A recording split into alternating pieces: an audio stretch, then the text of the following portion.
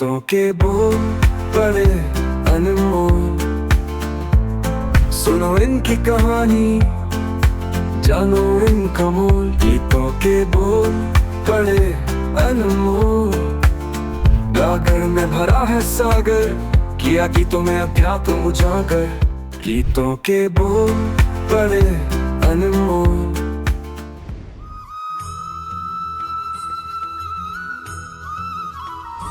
आप सबका स्वागत है हमारे म्यूजिकल और स्पिरिचुअल सफ़र गीतों के बोल बड़े अनमोल में, जिसे आप पिछले 4 वर्षों से विश्व शांति दर्शन के प्लेटफॉर्म पर देख रहे हैं। विज्ञान, अध्यात्म, विश्व शांति और पब्लिक सर्विस प्रोग्राम्स के वीडियोस से भरपूर इस चैनल के अधीष्ट हैं विश्वधर्मी प्रोफेसर डॉक्टर विश्वनाथ कराड, जिन्होंने पुणे में विश्व का सबसे बड़ा, जी हाँ सबसे बड़ा वर्ल्ड पीस डोम बनाकर इतिहास रच दिया है। आज एक बार फिर हम पुराने हिंदी गीतों के अथाह सागर की उस गहरी दुनिया में गोते लगाएंगे जहाँ संगीत के सुर और शब्दों की लय सिर्फ मनोरंजन नहीं बल्कि जीवन के गहन आध्यात्मिक सत्यों को उजागर करते हैं, हमारे सामने लाते हैं। आज फिर एक ऐसा ही गीत आपके सामने है जिसके बोलों में छिपे हैं अध्यात्म के अनमोल रहस्य। हम उसकी परत दर परत खोलेंगे और जिसमें हमारा मार्गदर्शन करेंगे डॉक्टर सुनील देवधर, जो अपने गहन शोध और स्पष्ट समझ से इस गीत की आध्यात्मिक ऊंचाइयों तक हमें ले चलेंगे। साथ ही मैं चर्चा करूंगा उस महान गीतकार के जीवन और उनके कार्य की, जिन्होंने इस गीत को अपनी कलम से अमर बनाया है। उनकी रचनात्मक यात्रा और दर्शन को समझना इस गीत को समझने का एक अनिवार्य हिस्सा है। जी हाँ, तो तैयार हो जाइए आज के इस विशेष एपिसोड के लिए, जहाँ गीत, गीतकार और गूढ़ अर्थ का एक अद्भुत संगम आपको देखने को मिलेगा।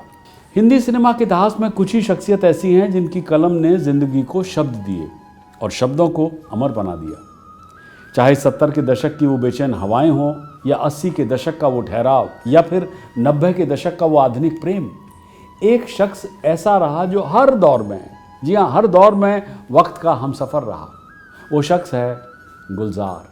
अगस्त 1934 ब्रिटिश हिंदुस्तान के झेलम जिले के दीना गांव में मक्खन सिंह कालरा और सुजान कौर के घर एक बच्चे ने जन्म लिया। नाम रखा गया संपूर्ण सिंह कालरा। मक्खन सिंह ने 3 शादियां की थी। बड़ा परिवार था, वे व्यापारी थे और चाहते थे कि बेटा भी उन्हीं की राह पर चले, लेकिन बच्चे का मन तो किताबों में खो जाता था। गुलजार का कहना था, एंड आई कोट हिम, मैं बचपन में बहुत पढ़ता था।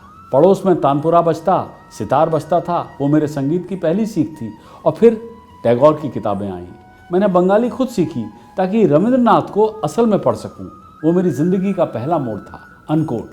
यही वो बचपन था जहाँ से गुलजार ने महकती खुशबुओं को आंखों से देखना सीखा। और फिर आया 1947 का वो दर्दनाक साल, वतन का बंटवारा। गुलजार का कहना था, एंड आई कोट हिम, मैं वो मंजर आज भी नहीं भूला। रोशनारा रोड पर जलती लाशें ट्रकों में चढ़ाई जाती, हमारे उर्दू के मौलवी साहब को रस्सी से बांधकर सड़क पर घसीटा जा रहा था। वो तस्वीरें 25 साल तक रातों में मेरे सपनों में आती रहीं, अनकोट। बंटवारे के बाद परिवार टूट चुका था। संपूर्ण सिंह का परिवार अब दिल्ली आ गया। यहाँ सब्जी मंडी की तंग गलियों में एक छोटी सी दुकान थी। पिता चाहते थे कि बेटा दुकान संभाले, लेकिन बेटे का दिल तो उर्दू शायरी में खो जाता था।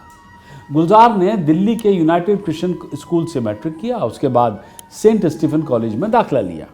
लेकिन पहले टर्म के बाद ही पिता ने उन्हें कॉलेज से निकाल लिया। उनका कहना था, बेटा शायरी से पेट नहीं भरता। पिता का फैसला था कि गुलजार मुंबई जाएं, मतलब उस दौर में मुंबई था, भाई के पास और कुछ कमाएं। गुलजार ने एक इंटरव्यू के दौरान बताया, मैं परिवार का काली भेड़ था, ब्लैक शीप, बिजनेस नहीं करता था, उर्दू पढ़ता था, वो भी एक अलग जंग थी मेरी। गुलजार की ये जंग कितनी वर्षों तक चली, कब तक उन्होंने स्ट्रगल किया, कैसे वे हिंदी फिल्मों के इतिहास में अपना पहला गीत लिख पाए, ये सारी दास्तान आपको मैं अगली बार सुनाऊंगा। फिलहाल चलते हैं डॉक्टर सुनील देवधर के पास, जो हमारा इंतजार कर रहे हैं। वे ढूंढेंगे गुलजार के लिखे गीत में अध्यात्म, जिसके बोल हैं, ओ माझी रे अपना किनारा नदिया की धारा। उनके साथ हैं रिद्धि शाह। आप देख रहे हैं गीतों के बोल बड़े अनमोल। गीतों के बोल बड़े अनमोल।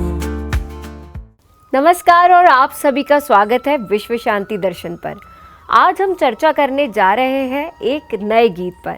इस गीत की पंक्तियों में छिपे आध्यात्म पर बातचीत करने हमारे साथ हमेशा की तरह मौजूद है डॉक्टर सुनील देवधर जी।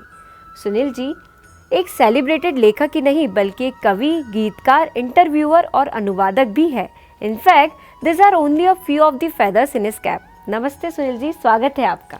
नमस्कार, धन्यवाद आपका। सुनील जी, मुझे ऐसा लगता है कि आज का जो गीत है ना, जी। उससे मुझे बहुत कुछ सीखने को मिलेगा, क्योंकि गीत हमारे जीवन रूपी नाव के माध्यम से इस जिंदगी और आध्यात्म का नाता समझा रहा है। गीत है ओ माझी रे अपना किनारा। ये गीत 1975 में रिलीज हुई मूवी खुशबू से है और इसके गीतकार है गुलजार। सुनते हैं इस गीत की पहली पंक्ति, शुरू जी, करें? जरूर।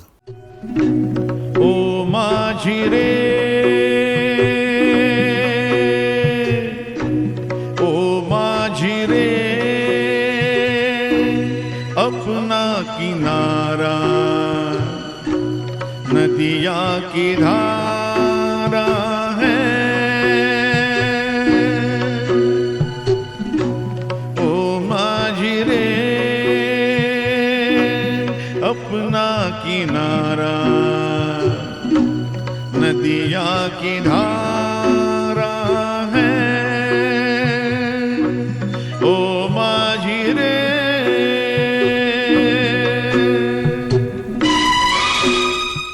ओ माझी रे अपना किनारा, नदिया की धारा। सुनील जी, नदी की धारा तो हमेशा की तरह बहने वाली होती है, जी वो कभी थमती नहीं, जी। तो फिर वो किसी के लिए किनारा कैसे बन सकती है? इन पंक्तियों का क्या मतलब है?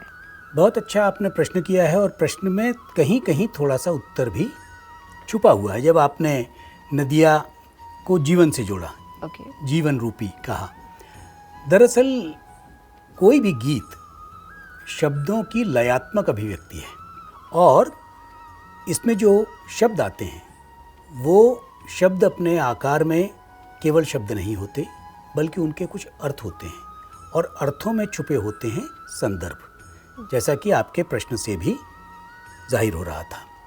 अब इसमें 4 शब्द आए, नदिया, किनारा, धारा और माझी। आपने कहा कि जीवन रूपी नैया, तो अब इनको अगर एक दूसरी दृष्टि से सोचें, वैसे तो ठीक है कि नदिया है, धारा है, माझी है, नैया है। हरा है। अब इसको अगर अध्यात्म की दृष्टि से हम सोचें तो माझी कौन है? ईश्वर। नदिया कौन है? आपने कहा जीवन नैया, तो वो है नदिया और उसमें हमारा जीवन जो है वो है नैया यानी नाव, और धारा जो है वही निरंतर हमारे जीवन का प्रवाह, हमारा चलता हुआ जीवन, वो धारा है। तो जब हम ये सोचते हैं कि ये संसार एक नदिया है जिसमें हमारा जीवन नैया है, ये उसका आध्यात्मिक रूप है। कभी कभी हम सोच लेते हैं कि जीवन हम चला रहे हैं, उसे हम खे रहे हैं, बिल्कुल, उस नाव को हम चला रहे हैं, तो यहीं हमारे अहंकार की बात आ जाती है। तब शायर ये कहता है, माझी जो है उसे उर्दू में कहते हैं नाखुदा, ना खुदा। हाँ, नाविक, मल्लाह।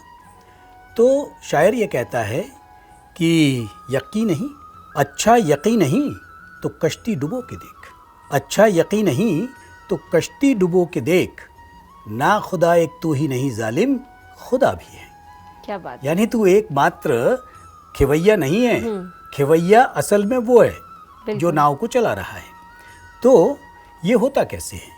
ये इसलिए होता है कि जब हमारे अंदर में एक भरोसा होता है, एक विश्वास होता है, उसके सहारे ही हम अपनी नाव को चलाते हैं। तो हमारा जो जीवन है वो बिना विश्वास के नहीं चल सकता, वो एक आस्था के साथ चलता है, बिल्कुल, और एक श्रद्धा के साथ चलता है।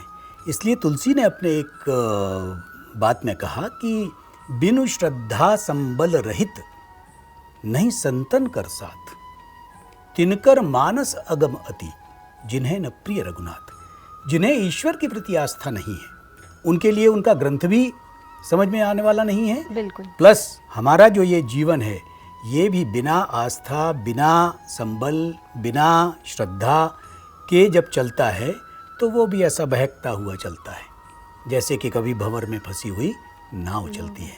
इसलिए अगर हमारे जीवन को सुचारू रूप से चलाना है तो कभी कभी हम ये महसूस करते हैं कि जब हम ईश्वर के प्रति आस्था व्यक्त करते हैं तो हमारा जीवन कुछ अधिक सुगम होने लगता है। ये अंतर है सीधे सीधे अर्थ में जब हमने कहा कि अर्थ होते हैं, अर्थ के संदर्भ होते हैं, तो इन संदर्भों के साथ भी इन गीत को, पंक्तियों को, शब्दों को देखा जा सकता है। क्या बात है। इसी के साथ आगे बढ़ते हैं इस गीत की अगली पंक्तियों पर। साहिलों पे बहने वाले कभी सुना तो होगा कहीं,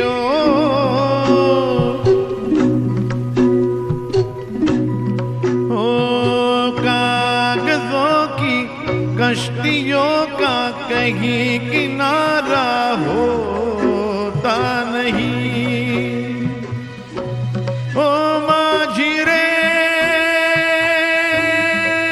माझी रे, कोई किनारा जो किनारे से मिले वो अपना किनारा है।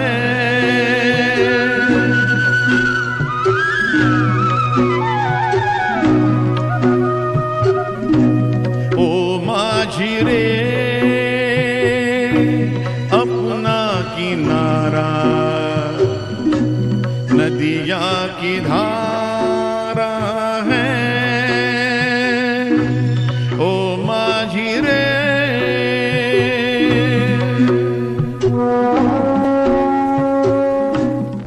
सुनील जी, गीतकार ऐसा क्यों कहना चाहते हैं कि कागजों की कश्तियों का कभी किनारा नहीं होता? यहाँ कागज की कश्ती किसे दर्शाती है? आपने कहा कि कागज की कश्तियों का किनारा नहीं होता। बात बिल्कुल सही है। आप सीधे सीधे अर्थ में ले लीजिए, जैसा है।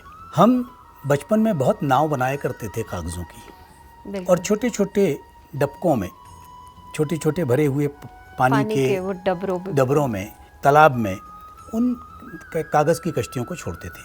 थोड़ी देर हिचकोलें खाती थी, पानी से भीगती थी, कागज़ जो है वो गीला हो जाता था और डूब जाती थी। ऐसा ही हमारा ये जीवन है। अब इस अर्थ में ले लीजिए कि अगर हमारा जीवन कागज़ की कश्ती की तरह है, यानी फिर एक बार वही बात कि जहाँ न तो ईश्वर का स्मरण है, न ही कोई इस तरह का पूजा है, न हम किसी एक विश्वास के सहारे जी रहे हैं, तब ऐसे में हमारा जीवन कागज़ की कश्ती की तरह हो जाता है, जो हिचकोले भी खाएगा और भरोसे के बाहर भी होगा। तब ऐसी स्थिति में कभी कभी जो है वो कहा ना आपने कि कागज़ों की कश्तियों का कोई किनारा होता नहीं, मतलब यही है कि वो कहीं ना कहीं पार नहीं लगने वाला है हमारा जीवन, वो बीच में डहने वो बीच में कहीं ना कहीं ख़त्म होने वाला है। और ये कहते हैं कि जब हम नदिया की बात भी कर रहे हैं तो जीवन के साथ में उसका कैसा जुड़ाव है। हम ये कहते हैं कि ज़िंदगी फिर उदास हो गई। ये बात क्या ख़ास हो गई? होता रहता है ना, ज़िंदगी फिर उदास हो गई, ये बात क्या ख़ास हो गई। चमकता रहा आफताब सारा दिन, नदी खुद किनारों की प्यास हो गई। क्या बात है। तो जब नदी खुद किनारों की प्यास हो जाए तो उसे कौन बचाए? यही बात हमारे जीवन के साथ में है कि जब जीवन खुद अपना ही शत्रु हो जाए, उस तरह से बर्ताव करने लगे, तो फिर ईश्वर भी उसे नहीं बचा सकता। तो ईश्वर उसे बचाए, इसलिए ईश्वर पर भरोसा, ईश्वर का साथ, श्रद्धा, संबल जो हमने कहा, वो सब जरूरी है। बिल्कुल, यही बात प्रकारांतर से गीत में कही गई है। ईश्वर पर आस्था सबसे मायने रखती है, महत्वपूर्ण है। बिल्कुल, अंधविश्वास नहीं, आस्था। आस्था जी। इसी के साथ आगे बढ़ते हैं और सुनते हैं इस गीत की आगे की पंक्तियां। गीतों के बोल बड़े अनमोल। Welcome back.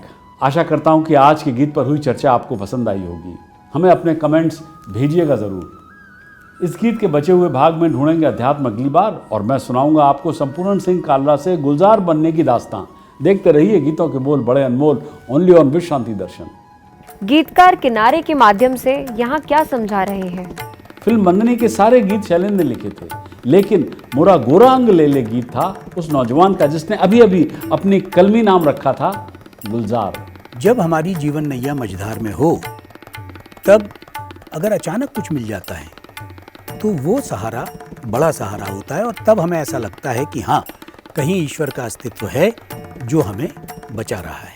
बोल बड़े अनमोल, सुनो इनकी कहानी जन्म का मोल। हमारे साथ के चलते जैसे साया है, कि तुम छुपा जीवन यही सच्चा काया है।